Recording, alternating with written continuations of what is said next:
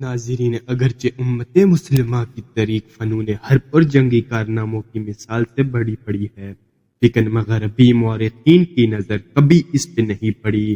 مورخین کو Napoleon Bonaparte, Julius کیسر اور چنگیز خان کے علاوہ کچھ نظر نہیں آتا۔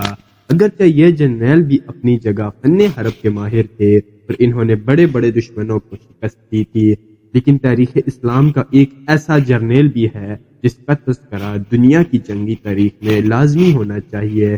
اس ناڈر اور ناقابل شکست جرنیل کا نام خالد بن ولید رضی اللہ تعالی عنہ ہے۔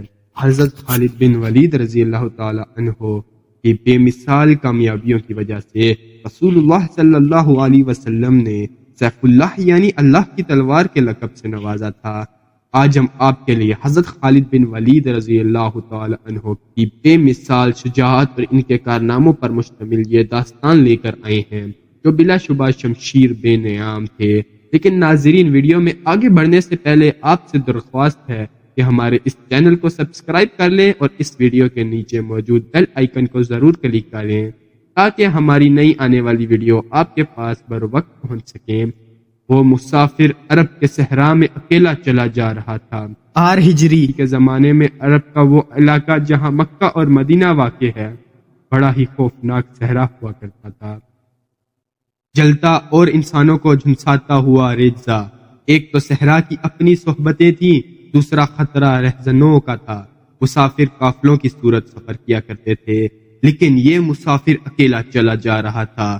وہ اعلیٰ نسل کے جنگی گھوڑے پر سوار تھا، اس کی زرہ گھوڑے کی زین کے ساتھ بندھی ہوئی تھی، اس کی کمر سے تلوار لٹک رہی تھی اور اس کے ہاتھ میں برکشی تھی۔ اس زمانے میں مردوں کے قد دراز، سینے چوڑے اور جسم گھٹے ہوئے ہوتے تھے۔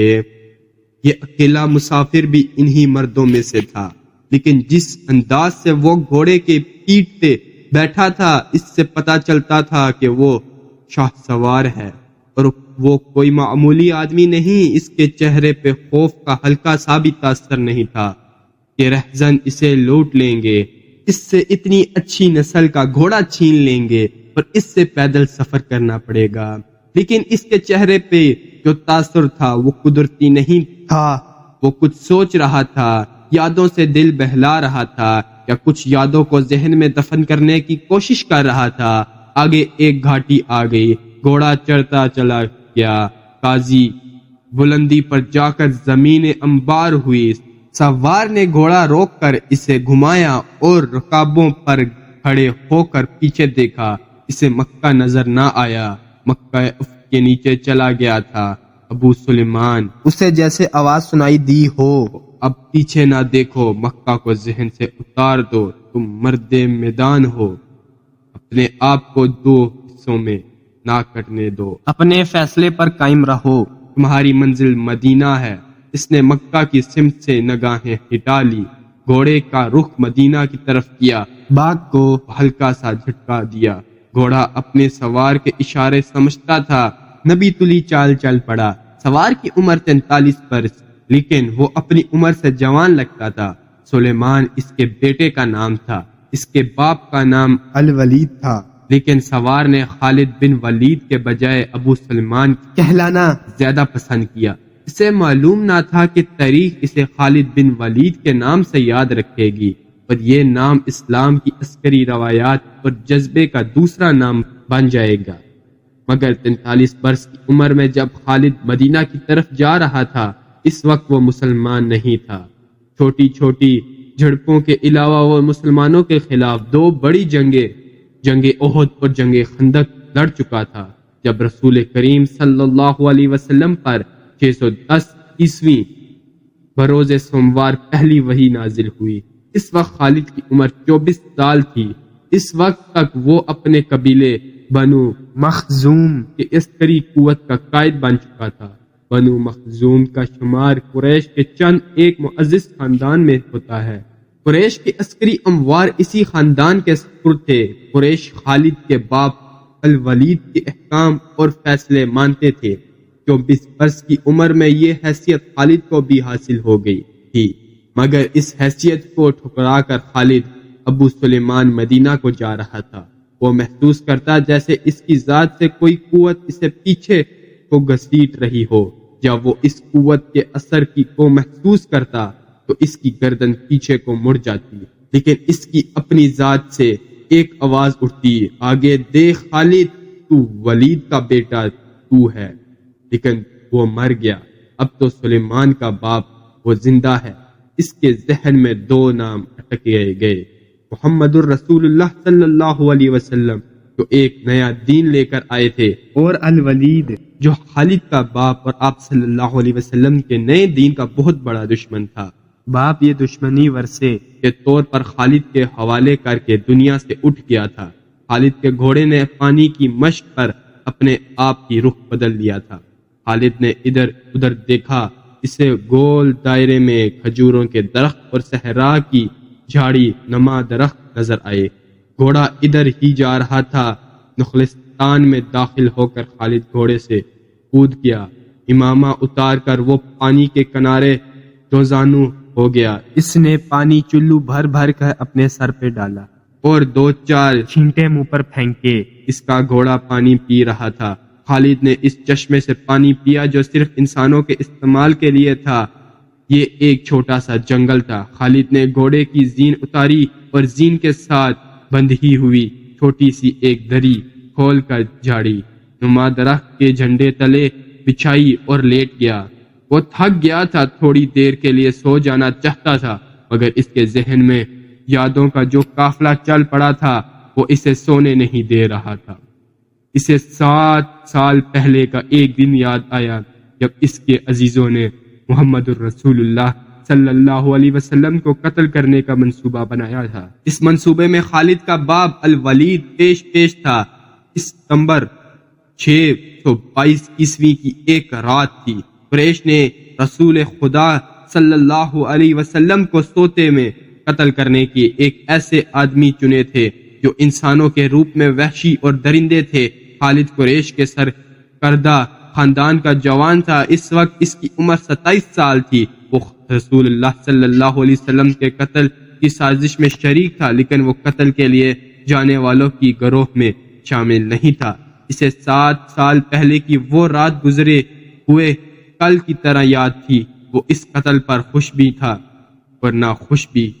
خوش اس لیے کہ اس کے اپنے قبیلے کے لیے ایک آدمی نے اس کے مذہب کو جو بت پرستی تھی باطل کہہ دیا اور اپنے آپ کو خدا کا پیغمبر کہہ دیا۔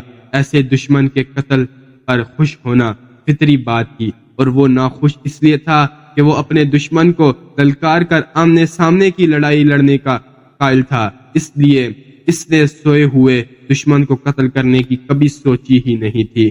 بہرحال اس نے سازش کی مخالفت نہیں کی، لیکن قتل کی رات جب قتل رسول خدا کو مقرر وقت پر قتل کرنے گئے، آپ صلی اللہ علیہ وسلم کا مکان خالی تھا۔ وہاں گھر کا سامان بھی نہیں تھا، نہ آپ صلی اللہ علیہ وسلم کا گھوڑا تھا، نہ اونٹنی۔ قریش اس امید پر سوئے ہوئے تھے کہ صبح انہیں خوشخبری ملے گی کہ ان کے مذہب کو جھٹلانے اور انہیں اپنے نئے مذہب کی طرف بلانے والا قتل ہو گیا ہے، مگر صبح ایک دوسرے کو مایوس کی عالم میں دیکھ رہے تھے۔ پھر وہ سرگوشیوں میں ایک دوسرے سے پوچھنے لگے، محمد کہاں گیا؟ رسول خدا صلی اللہ علیہ وسلم قتل کے وقت سے بہت پہلے اپنے قتل کی سازش سے آگاہ ہو کر یثرب یعنی مدینہ کو ہجرت کر گئے تھے۔ صبح تک آپ صلی اللہ علیہ وسلم بہت دور نکل گئے تھے۔ خالد کے ذہن سے یادیں پھوٹتی چلی آ رہی تھی۔ ذہن پیچھے ہی پیچھے ہٹتے ہٹتے 16 برس دور جانے نکلا۔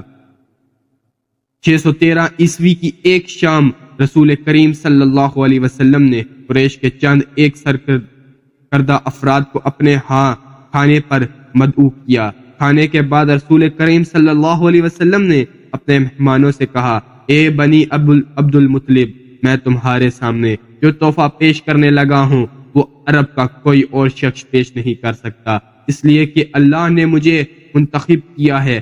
مجھے اللہ نے حکم دیا ہے کہ تمہیں ایک ایسے مذہب کی طرف بلاؤں جو تمہارے دنیا کے ساتھ ساتھ تمہاری آخرت بھی اسودہ اور مسرور کر دے گا۔ اس طرح رسول خدا صلی اللہ علیہ وسلم نے پہلی وحی نزول کے 3 سال بعد اپنی قریبی عزیزوں کو اسلام قبول کرنے کی دعوت دی۔ خالد نہیں تھا اور اس کا باپ مردود تھا، جس نے خالد کو مذاق اڑانے کے انداز میں بتایا کہ عبد المطلب کے پوتے محمد رسول اللہ صلی اللہ علیہ وسلم نے کہا ہے کہ وہ اللہ کا بھیجا ہوا نبی ہے۔ ہم جانتے ہیں کہ عبد المطلب قریش کا ایک سردار ہے۔ الولید نے اپنے بیٹے خالد سے کہا، بے شک محمد کا خاندان اعلیٰ حیثیت رکھتا ہے، لیکن نبوت کا دعویٰ اس خاندان کا کوئی فرد نہیں کرے۔ اللہ کی قسم اور عمل اور عذاب کہ میرے خاندان کا رتبہ کسی سے کم نہیں ہے۔ کیا نبوت کا دعویٰ کر کے کوئی ہم سے اونچا ہو سکتا ہے؟ آپ نے اس سے کیا کہا ہے؟ خالد نے پوچھا۔ پہلے تو ہم چپ ہو گئے، پھر ہم سب ہنس پڑے۔ الولید نے کہا، لیکن محمد کے چچا زاد بھائی علی نے محمد کی نبوت کو قبول کر لیا ہے۔ خالد اپنے باپ کی طنزیہ ہنسی کو بھولا نہیں تھا۔ خالد کو 629 عیسوی کے ایک روز مکہ اور مدینہ کے راستے میں ایک نخلستان میں لیٹے ہوئے وہ وقت یاد آ رہے تھے کہ رسول اللہ صلی اللہ علیہ وسلم جن کی نبوت کو قریش کے سردار قبول نہیں کر رہے تھے اور اس نبوت کو لوگ قبول کرتے چلے جا رہے تھے، اور ان میں اکثریت نوجوانوں کی تھی۔ بعض مفلس لوگوں نے بھی اسلام قبول کر لیا، اس لیے نبی کریم صلی اللہ علیہ وسلم کے حوصلے میں جان آ گئی۔ آپ صلی اللہ علیہ وسلم نے اسلام کی تبلیغ تیز کر دی، اور آپ صلی اللہ علیہ وسلم بت پرستی کے خلاف تھے۔ مسلمان ان 360 بتوں کا مذاق اڑاتے تھے جو کعبہ کے اندر اور باہر رکھے ہوئے تھے۔ طلوع اسلام سے پہلے عرب ایک خدا کو مانتے تھے اور پوجتے ان بتوں کو تھے۔ انہیں وہ دیوتا کہا کرتے تھے اور انہیں اللہ کے بیٹے اور اللہ کی بیٹیاں مانتے تھے۔ وہ ہر بات پہ اللہ کی قسم کھاتے تھے۔ قریش نے دیکھا کہ محمد رسول اللہ صلی اللہ علیہ وسلم کے جس دین کا انہوں نے مذاق اڑایا تھا وہ مقبول ہوتا جا رہا ہے، تو انہوں نے آپ صلی اللہ علیہ وسلم کی تبلیغی سرگرمیوں کے خلاف محاذ بنا لیا اور مسلمانوں کا جینا حرام کر دیا۔ خالد کو یاد آ رہا تھا کہ اس نے اللہ کے رسول صلی اللہ علیہ وسلم کی دعوت کو گالیاں اور بازاروں میں لوگوں کو اکٹھا کر کے انہیں اسلام قبول کرنے کی دعوت دیتے اور بتاتے دیکھا تھا کہ بت انہیں نہ فائدہ دے سکتے ہیں نہ نقصان۔ عبادت کے لائق صرف اللہ ہے جو وحدہ لا شریک ہے۔ رسول خدا صلی اللہ علیہ وسلم کی مخالفت کے قائد قریش کے 4 سردار تھے۔ ایک تو خالد کا باپ الولید تھا، دوسرا نبی اکرم صلی اللہ علیہ وسلم کا اپنا چاچا ابو لہب تھا، تیسرا ابو سفیان اور چوتھا ابو الحکم تھا جو خالد کا چچا زاد بھائی تھا۔ مسلمان پر سب سے زیادہ ظلم و تشدد اسی شخص نے کیا تھا۔ وہ جہالت کی حد تک کینہ غرور اور مسلم کش تھا، اسی لیے مسلمان اسے ابو جہل کہنے لگے تھے۔ یہ نام اتنا عام ہوا کہ لوگ جیسے اس کا اصل نام ہی بھول گئے ہوں۔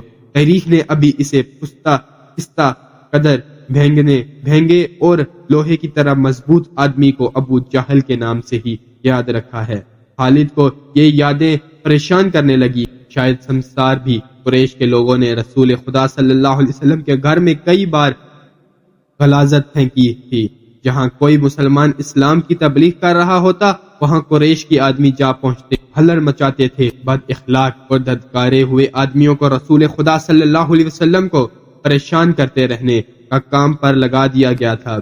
خالد کو یہ اطمینان ضرور تھا کہ اس کے باپ نے محمد رسول اللہ صلی اللہ علیہ وسلم کے خلاف ایسے کوئی گھٹیا حرکت نہیں کی تھی کہ وہ 2 مرتبہ قریش کے 3-4 سردار کو ساتھ لے کر رسول خدا صلی اللہ علیہ وسلم کے چاچا ابو طالب کے پاس یہ کہنے گیا تھا کہ وہ اپنے بھتیجے رسول خدا صلی اللہ علیہ وسلم کو بتوں کی توہین اور نبوت کے دعوے سے روکے، ورنہ وہ کسی کے ہاتھوں قتل ہو جائے گا۔ ابو طالب نے ان لوگوں کو دونوں مرتبہ ٹال دیا۔ خالد کو اپنے باپ کی بہت بڑی قربانی یاد آئی۔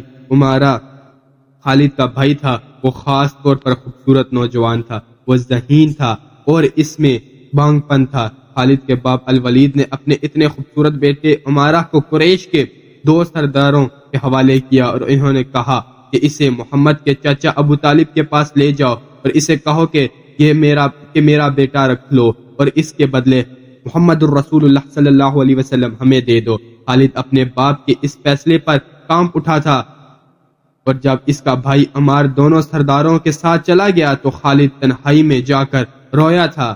ابو طالب سرداروں نے عمارہ کو رسول کریم صلی اللہ علیہ وسلم کے چاچا کے آگے کر کے کہا، اسے تم جانتے ہو کہ عمارہ بن الولید ہے، تم یہ بھی جانتے ہو کہ بنو ہاشم نے جس کے تم سردار ہو ابھی تک اس سے سنجیدہ اور عقل مند جوان پیدا نہیں کیا، یہ ہم ہمیشہ کے لیے تمہارے حوالے کرنے آئے ہیں، اسے اپنا بیٹا بنا کر رکھو گے تو یہ تمام عمر فرما بردار رہے گا، اور اگر اسے اپنا غلام بناؤ گے تو قسم ہے اللہ کی تم پر اپنی جان بھی قربان کر دے گا، مگر تم اسے میرے حوالے کیوں کر رہے ہو؟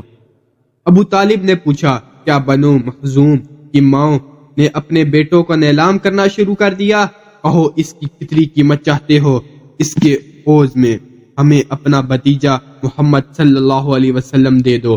قریش کے ایک سردار نے کہا، تمہارا یہ بھتیجا تمہاری رسوائی کا باعث بنے گا، جس نے تمہارے آباء و اجداد مذہب کو رد کر دیا، نیا مذہب بنا لیا ہے۔ کیا تم دیکھ نہیں رہے کہ اس نے قبیلے میں آدمی کا دشمن بنا دیا؟ تم میرے بھتیجے کو لے جا کر کیا کرو گے؟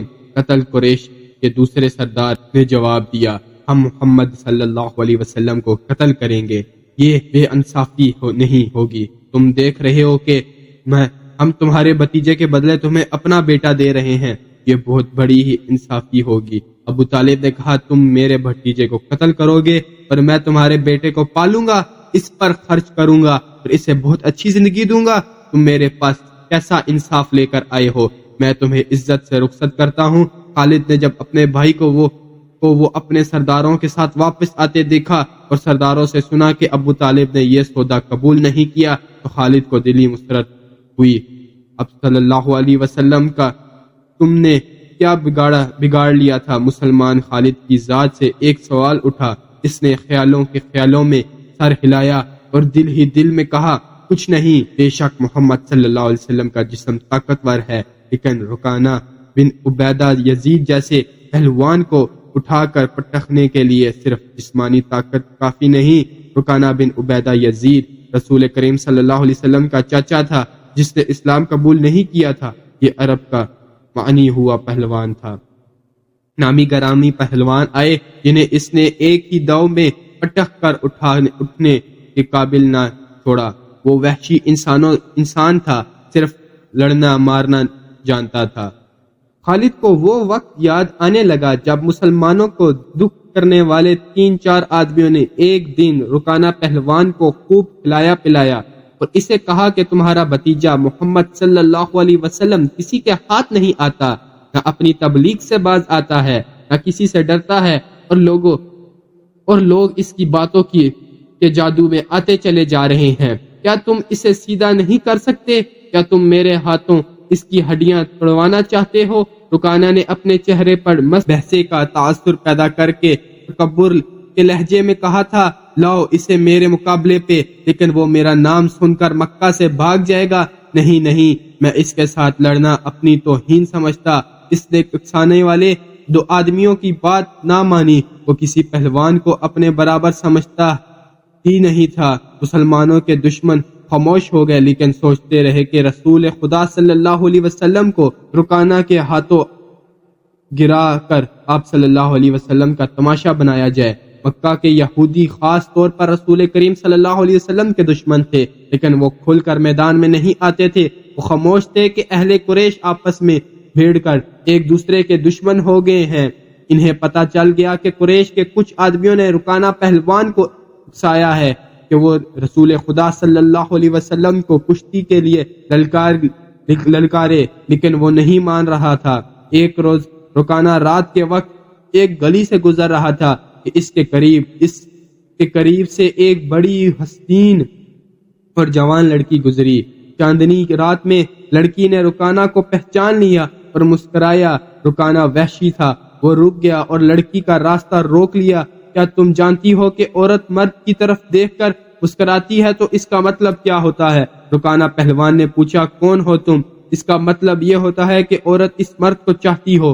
اس جوان لڑکی نے جواب دیا، میں سبت بنت ارمند ہوں، ارمن یہودی کی بیٹی۔ رکانہ نے کہا، اور لڑکی کے کندھوں پر ہاتھ رکھ کر اسے اپنے قریب کر کے بولا، کیا میرا جسم تجھے اتنا اچھا لگتا ہے اور میں کیا میری طاقت تمہاری طاقت میں مجھے مایوس کر دیا ہے؟ سبت نے پیچھے ہٹتے ہوئے کہا، تم اپنے بھتیجے محمد سے ڈرتے ہو؟ کون کہتا ہے؟ رکانہ نے گرج کر پوچھا۔ سب کہتے ہیں، سب نے کہا۔ پہلے محمد کو گراؤ، میں اپنا جسم تمہیں انعام میں دوں گی۔ اللہ کے بیٹوں اور بیٹیوں کی قسم تیری بات پوری کر کے تیرے سامنے آؤں گا۔ رکانہ نے کہا، لیکن تو نے غلط سنا ہے کہ میں محمد سے ڈرتا ہوں۔ بات یہ ہے کہ میں اپنے سے کمزور کے ساتھ لڑنا اپنی توہین سمجھتا ہوں، لیکن تیری بات پوری کروں گا۔ مشہور مورخ ابن حشام نے لکھا ہے کہ رسول کریم صلی اللہ علیہ وسلم نے خود رکانہ پہلوان کو کشتی کے لیے للکارا تھا، لیکن دوسرے مورخ ابن الاصیل نے جو شہادت پیش کی ہیں وہ صحیح ہے کہ رکانہ نے محمد صلی اللہ علیہ وسلم کو کشتی کے لیے للکارا، اور اس نے کہا، میرے بھائی کے بیٹے، تم بڑے دل اور بڑی جرت والے آدمی ہو۔ میں یہ بھی جانتا ہوں کہ تم جھوٹ بولنے سے نفرت کرتے ہو، لیکن مرد کی جرت اور صداقت کا پتہ اکھاڑے میں چلتا ہے۔ آؤ میرے مقابلے میں اکھاڑے میں اترو۔ اگر مجھے گرا لو تو میں تمہیں اللہ کا بھیجا ہوا نبی مان لوں گا، اللہ کی قسم تمہارا مذہب قبول کر لوں گا۔ لیکن یہ ایک بھتیجے اور چچے کی کشتی نہیں تھی۔ رسول خدا صلی اللہ علیہ وسلم نے رکانہ کی للکار کے جواب میں کہا کہ ایک بت پرست اور سچے دین کی ایک پیغمبر کی لڑائی ہوگی، تو ہار گیا تو اپنا وعدہ نہ بھول جانا۔ مکہ میں یہ خبر صحرا کی آندھی کی طرح پھیل گئی کہ رکانہ پہلوان اور محمد رسول اللہ صلی اللہ علیہ وسلم کی کشتی ہوگی، اور جو ہار جائے گا وہ جیتنے والے کا مذہب قبول کر لے گا۔ قریش کا بچہ مرد و زن اور یہودی ہجوم کر کے آ گئے۔ مسلمان کی تعداد بہت تھوڑی تھی، وہ تلواروں اور ورچیوں مسلح ہو کر آئے، کیونکہ انہیں خطرہ محسوس ہو رہا تھا کہ قریش کشتی کو بہانہ بنا کر رسول خدا صلی اللہ علیہ وسلم کو قتل کر دیں گے۔ عرب کا سب سے زیادہ طاقتور اور وحشی پہلوان رکانہ بن عبد الیزید رسول کریم صلی اللہ علیہ وسلم کے مقابلے پہ اترا۔ اس نے رسول خدا صلی اللہ علیہ وسلم پر تنزیہ نظر ڈالی اور آپ صلی اللہ علیہ وسلم پر ہتھی کسی۔ آپ صلی اللہ علیہ وسلم مکمل خاموش اور اطمینان سے رکانہ کی آنکھوں میں آنکھیں ڈال کر دیکھتے رہے کہ وہ بے خبری میں کوئی داؤ نہ کھیل جائے۔ رکانہ آپ صلی اللہ علیہ وسلم کے ارد گرد یوں گھوما جیسے شیر اپنے شکار کے ارد گرد گھوم گیا ہو اور اب اسے کھا جائے گا۔